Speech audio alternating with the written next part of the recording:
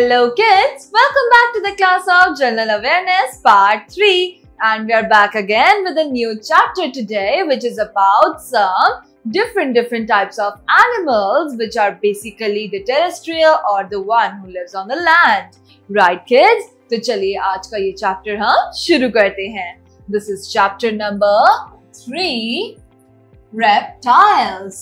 Reptiles यानी कि वो स्पीशीज या उस तरह के जानवर जिनके हाथ या पैर ज्यादातर नहीं होते और वो रेंगते ज्यादा हैं, राइट? और रेप्टाइल्स बेसिकली लिजर्ड्स, स्नेक्स और ऐसी ही चीजों को कहा जाता है.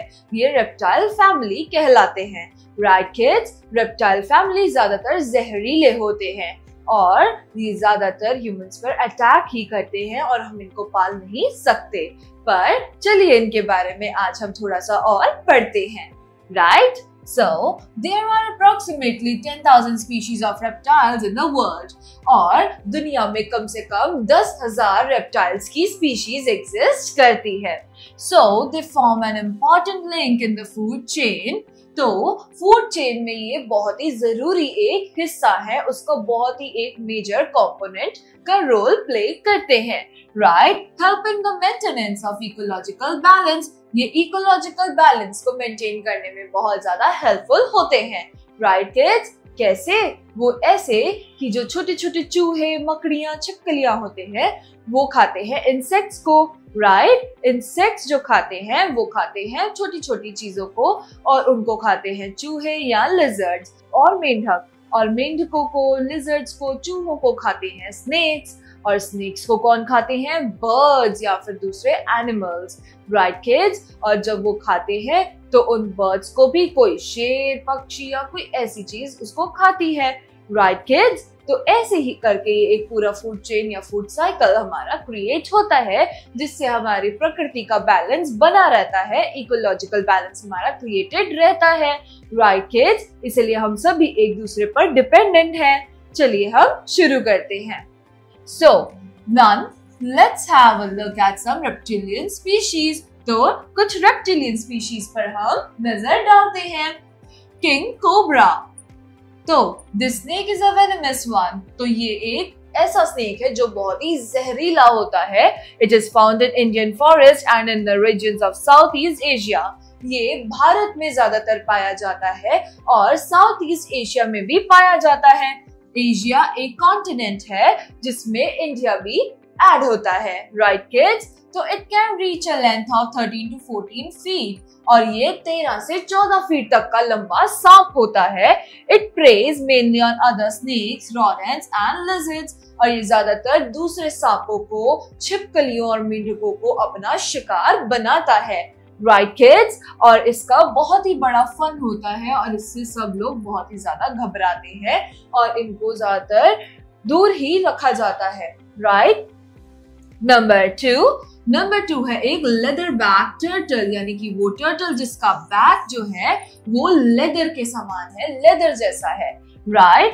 This sea turtle is the largest of all living turtles और इस sea turtle को सबसे बड़ा माना जाता है हर किसी तरह के living turtle से, यानी कि ये सभी turtle species में से सबसे बड़ा turtle होता है. And its carapace is covered by skin and oily flesh rather than a bony shell. तो इनका जो ऊपर का हिस्सा होता है वो बोनी शेल के बजाय बहुत ही ज्यादा ऑयली होता है और बहुत ही ज्यादा लाइक फ्लैश टाइप होता है, लेदर टाइप होता है, इसमें बोन्स नहीं होते, right? A male adult can weigh up to 700 kgs and can reach a length of 7 feet और ये कम से कम 7 फीट लंबे होते हैं और इनका वेट जो है वो कम से कम 700 किलो होता है, राइट किड्स? अब हम लेट मी आंसर पढ़ते हैं. Late me answer number 1. Which family does the Komodo dragon belong to?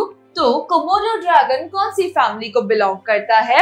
Number 2. What is the name of the world's longest venomous snake? दुनिया के सबसे लंबे जहरीले सांप का नाम क्या है किड्स? वेल, इसके बारे में सर्च कीजिए और उसके बाद अपनी नोटबुक्स में आंसर को राइट डाउन कीजिए, राइट? चलिए आगे बढ़ते हैं.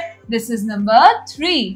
तो कोमोडो ड्रैगन, तो this belongs to the lizard species and it is the largest of them.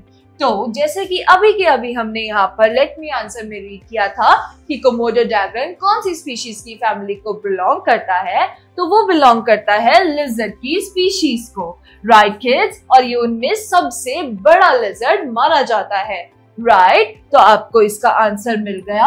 और सेकंड वन का आंसर है किंग कोबरा, क्योंकि ये सबसे लंबा स्नेक है, 13 से 14 फीट का, और ये सबसे ज्यादा जहरीला भी होता है। तो आपको दोनों क्वेश्चंस के आंसर्स ऑलरेडी मिल चुके हैं किड्स, बट आप इसके बारे में और अच्छे से रिसर्च कर लीजिएगा।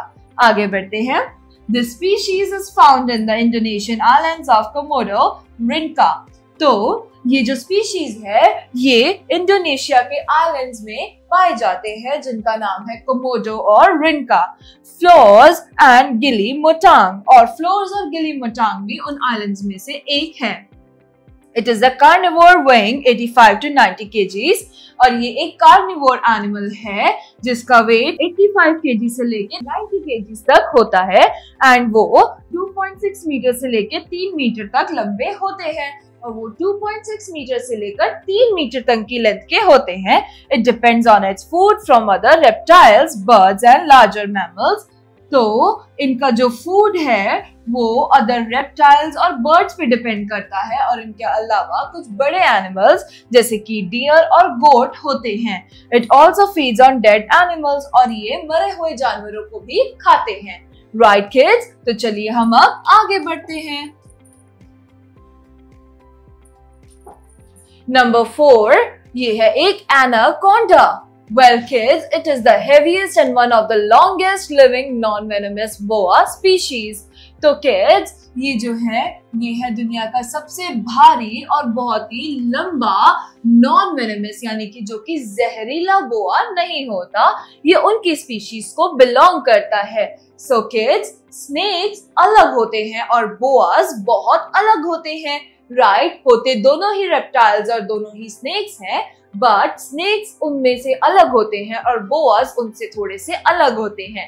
तो this anaconda is a boa जिसके अंदर जहर नहीं होता, और ये दुनिया में वन ऑफ द हेवीएस्ट और लॉन्गेस्ट सांपों में से एक है, और the species belongs to the wetlands of South America, और ये साउथ अमेरिका के वेटलैंड्स में ज्यादातर पाए जाते हैं। It reaches a length of 17 feet and weighs about 66 kgs on average.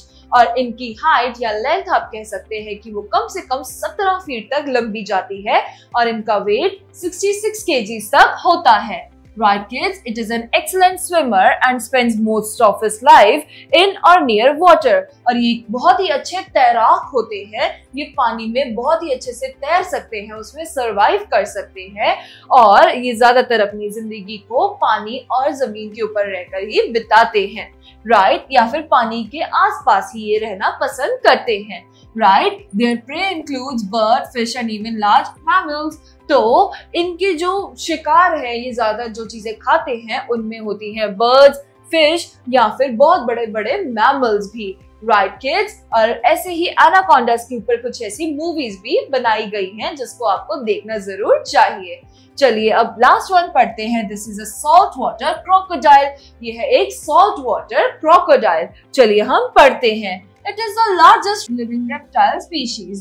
और ये reptile species में सबसे बड़ी species है जो अभी तक जिंदा है, with length of up to 6 meter and weight of up to 1000 kgs. जिनकी लंबाई कम से कम 6 मीटर तक होती है, और इनका जो वेट है वो अराउंड 1000 kgs तक होता है। Its habitat extends in saltwater and brackish wetlands from India's east coast to northern Australia.